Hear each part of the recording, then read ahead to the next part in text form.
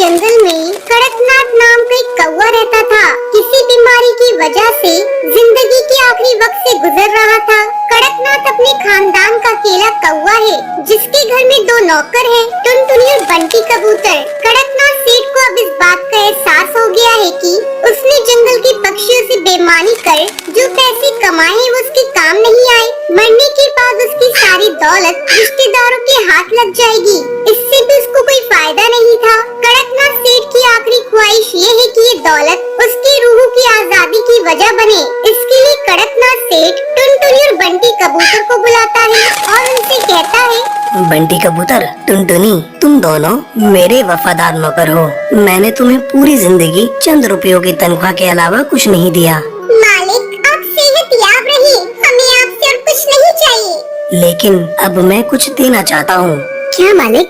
मैं अपनी दौलत तुम दोनों में से किसी एक के नाम करना चाहता हूँ, लेकिन उसकी एक शर्त है।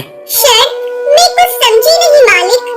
आज दिन भर तुम दोनों अपनी अपनी समझ के मुताबिक भलाई और नेकी का काम करो और शाम को आकर बताओ। मुझे जिसकी नेकी बेहतर लगेगी मैं अपनी जायदाद उसके नाम करूँगा। टुनटुनी और बंटी कबूतर कड़कनाथ सेठ की बात सुनकर हैरान होते हैं और दोनों सोचते हैं कि ऐसा क्या काम करें जो कड़कनाथ सेठ को पसंद आ जाए। अगली रोज सुबह होते ही टुनटुनी और बंटी कबूतर नेकी और भलाई का काम करने के लिए घर से निकलते हैं। टुनटुनी अभी तक ये नहीं सोच पाई कि इसे भलाई के नाम पर क्या करना है, लेकिन बंटी कबूतर के दिल में दौलत हासिल करने के लालच ने उसे नेकी के कई काम सुझा दिए हैं। बंटी कबूतर सबसे पहले मंदिर में चंदा देता है, मंदिर के बाहर बैठे गरीब पक्षियों की भी रुपए पैसे से मदद करता है, अस्पताल में जाकर जख्मी पक्षियों को दवाइयाँ खरीद कर बांटता है, जंगल के पुराने स्कूल की मरम्मत करवाता है। टुनटुनी ऐसे ही किसी नेक काम के लिए घर से निकलती है।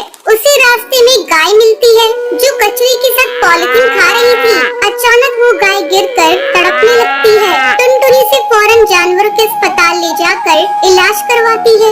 उसके पेट से बहुत सारा पॉलिथीन निकलता है। इसके बाद गाय ठीक हो जाती है।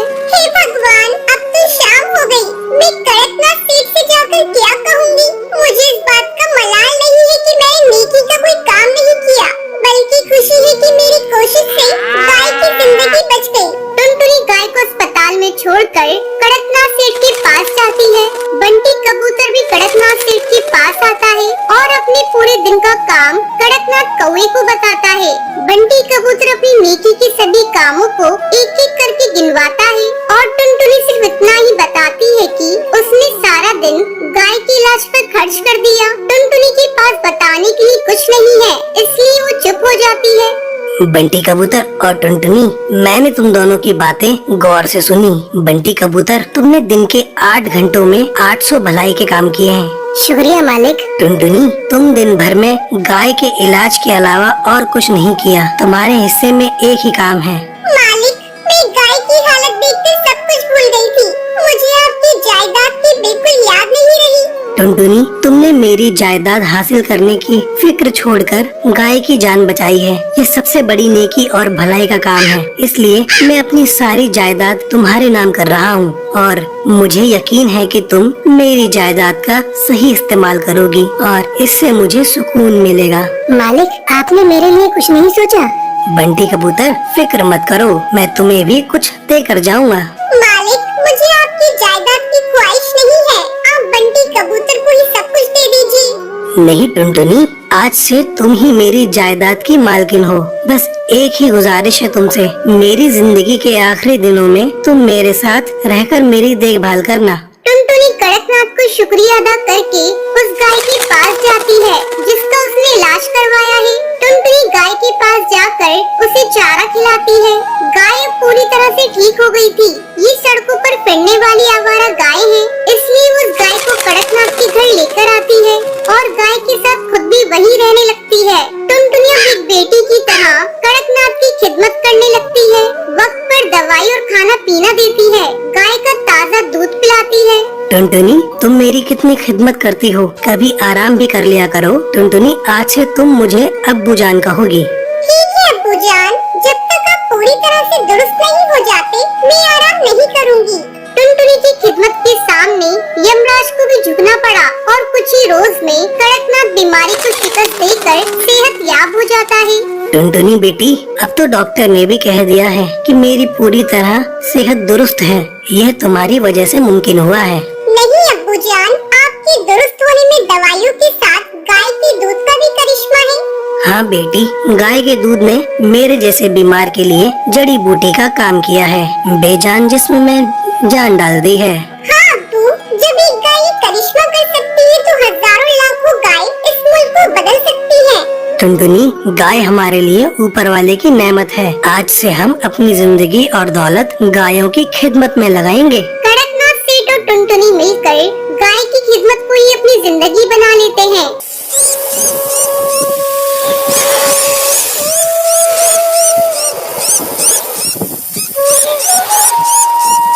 सुंदरवन जंगल में टूनी चिड़िया अपने पति टुन्नू चिड़ा के साथ रहती थी। टुन्नू चिड़ा शहर के जंगल में काम करता था। वो जंगल की देखभाल करने का काम करता था।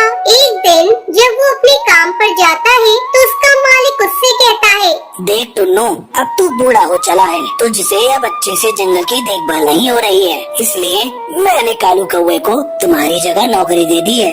टुन्नू चिड़ा निराश मन से अपने घर लौट आता है। जब टूनी चिड़िया टुन्नू चिड़ा को उदास देखती है तो उससे पूछती है, क्या हुआ जी, आप क्यों उदास हैं और इतनी जल्दी आप काम से वापस कैसे आ गए? टुन्नू चिड़ा उसकी किसी बात का जवाब नहीं देता। टूनी चिड़िया सोचने लगती है, लगता है टुन्नू चिड़ा की तबीयत ठीक नहीं है, मैं इन्हें ज्यादा परेशान नहीं करूंगी। अगले दिन से टुन्नू चिड़ा काम की तलाश में निकल जाता है। कई दिनों तक वो काम की तलाश करता रहता है, लेकिन उसे कोई काम नहीं मिलता। धीरे धीरे टुन्नू चिड़ा बीमार रहने लगता है और एक दिन उसकी मौत हो जाती है। टूनी चिड़िया के सर पर जैसे दुखों का पहाड़ टूट पड़ता है। वो अपनी बेटी को अपने सीने से लगाए रो रही थी।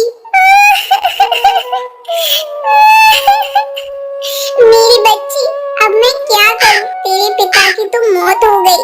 लगता है मैं भी ज्यादा दिनों तक नहीं जी पाऊंगी। तुझे ही अब अपना ख्याल रखना होगा। टूनी चिड़िया अपने पति की गम में खोई रहती थी। एक दिन जब वो भोजन की तलाश में जा रही थी, तभी एक शिकारी उसे अपना शिकार बना लेता है। टूनी चिड़िया के मरने के बाद उसकी बेटी टुनटुनी चिड़िया अनाथ हो जाती है। वो अकेली घोंसले के बाहर बैठी रो रही थी। कहाँ हो माँ? जल्दी आओ, माँ रात हो रही है। माँ, मुझे बहुत डर लग रहा है।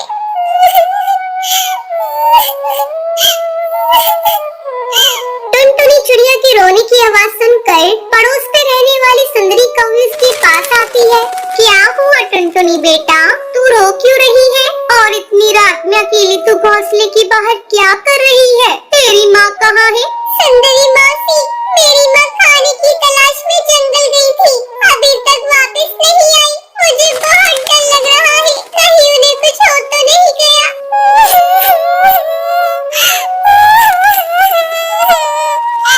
ठीक है टुनटुनी बेटा, जब तक तेरी माँ नहीं आती तू मेरे साथ मेरे घोंसले में चल। रात में सांप और जंगली बिल्ली का खतरा बहुत है। इसी तरह कई दिन गुजर जाते हैं, लेकिन टूनी चिड़िया वापस नहीं आती। तब एक दिन सुंदरी कौवी टुनटुनी चिड़िया को लेकर उसकी नानी के घर जाती है।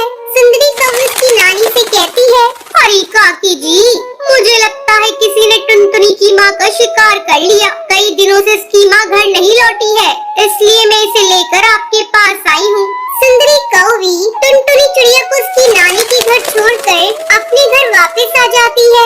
2-4 दिनों के बाद ईद आने वाली थी। जंगल के पक्षी ईद की तैयारी कर रहे थे।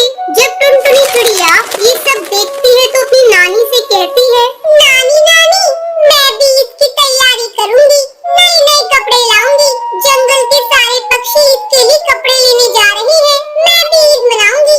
ठीक है बेटा, मैं तेरे लिए आज नए कपड़े और नए जूते लेकर आऊंगी। मेरी बच्ची, तू किसी बात की चिंता मत करना। तेरी माँ नहीं है तो क्या हुआ, मैं तेरी सारी इच्छाओं को पूरा करूंगी। चल बेटा, तू जल्दी से खाना खा ले, फिर मैं बाजार जाकर तेरे लिए नए कपड़े लाऊंगी।